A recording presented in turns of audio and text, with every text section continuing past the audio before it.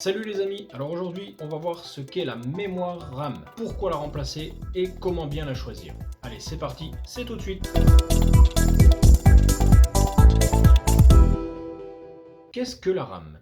RAM est l'abréviation de Random Access Memory. À quoi ça sert? Prenons un exemple. Quand vous utilisez un logiciel, votre processeur récupère les données sur le disque dur et les charge sur la mémoire vive. Il va ensuite principalement utiliser cette mémoire car elle travaille des milliers et des milliers de fois plus vite qu'un disque dur ou qu'un SSD. C'est donc elle que le système utilise pour stocker ses tâches en cours. Plus on utilise de ressources sur son ordinateur, plus on va avoir besoin d'une mémoire PC performante en vitesse, en volume de traitement et surtout en capacité. Comment ça fonctionne?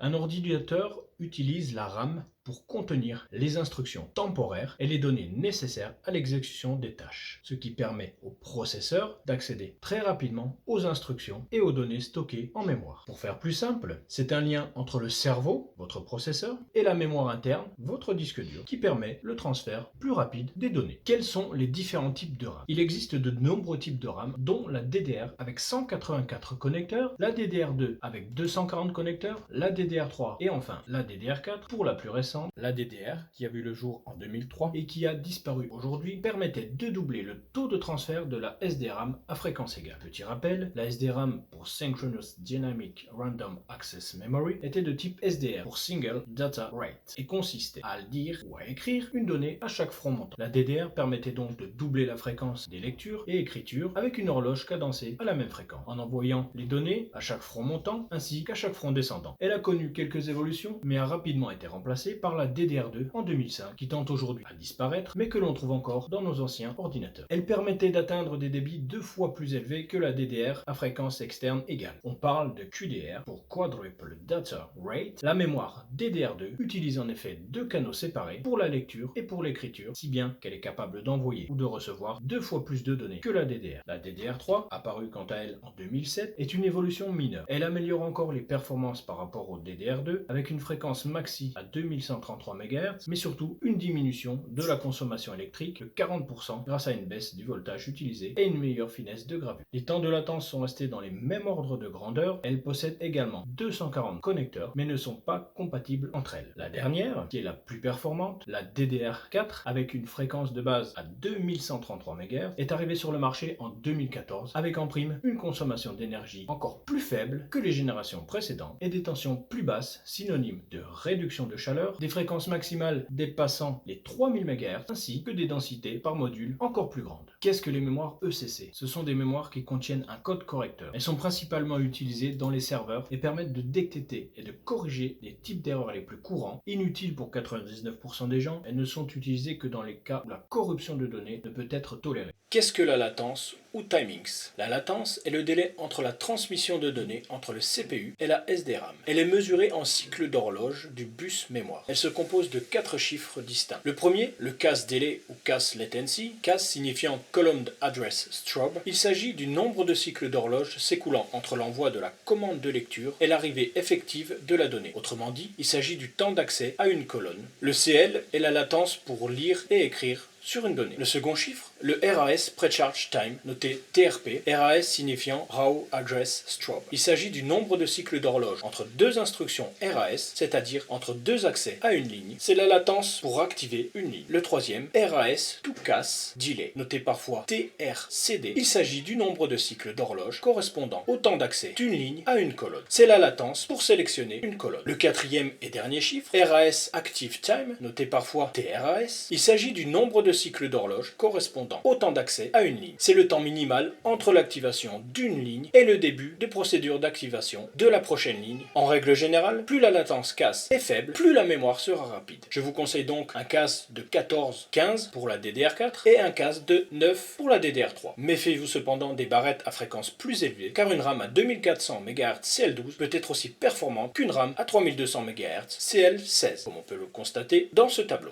Qu'est-ce que la mémoire volatile et non volatile? La mémoire volatile, c'est celle qui perd ses données lorsqu'elle n'est plus alimentée. C'est le cas de la mémoire RAM par exemple. La mémoire non volatile conserve ses données lorsque l'alimentation est coupée, comme un disque dur SSD ou une clé USB. Qu'est-ce que la tension RAM? C'est la carte mère de votre système qui détermine la tension prise en charge. Par exemple, si elle prend en charge la mémoire DDR3, la tension sera de 1,5 V ou 1,35 V. La mémoire DDR4 est généralement fournie en 1,2 V. On remarque que plus le type de mémoire est récent, plus la tension est faible. Ceci pour des raisons d'économie d'énergie. Il faut donc généralement privilégier la mémoire à faible tension. Qu'est-ce que le Dual Channel? Dual Channel est une technologie qui double le débit de données de la mémoire vers le CPU et vous permet de gagner environ 15 à 20% des performances mémoire. Préférez cependant 2 x 4 Go à une seule barrette de 8 Go ou 2 x 8 Go plutôt qu'une unique de 16 Go si vous voulez profiter du double canal. Il existe le triple et le quad channel, mais il est peu répandu et seuls les chipsets x99 permettent son utilisation. Quels sont les avantages d'avoir de la RAM performante et en quantité suffisante? Cela aura pour effet d'accélérer grandement la vitesse de chargement de votre système d'exploitation. Les performances générales seront améliorées de façon spectaculaire et votre ordinateur sera plus agréable à utiliser avec une meilleure fiabilité. Parlons un peu de l'overclocking. Overclocking vient du mot anglais clock qui signifie littéralement horloge et over signifiant par-dessus. Cela signifie aller au-delà de la fréquence d'origine. On peut donc parler de surfréquençage et il est tout à fait possible de booster les performances d'origine de votre mémoire RAM. Attention cependant à choisir des barrettes de qualité montées sur radiateur car dans ce cas précis, il y aura une augmentation thermique et une hausse de la consommation électrique également. Sachez aussi que cette opération peut comporter des risques de destruction du matériel, bien que cela reste rare étant donné que la plupart des cartes mères récentes ont des protections qui nous empêchent de faire n'importe quoi et de tout flinguer. L'outil Intel XMP pour Extreme Memory Profile ou AMP chez AMD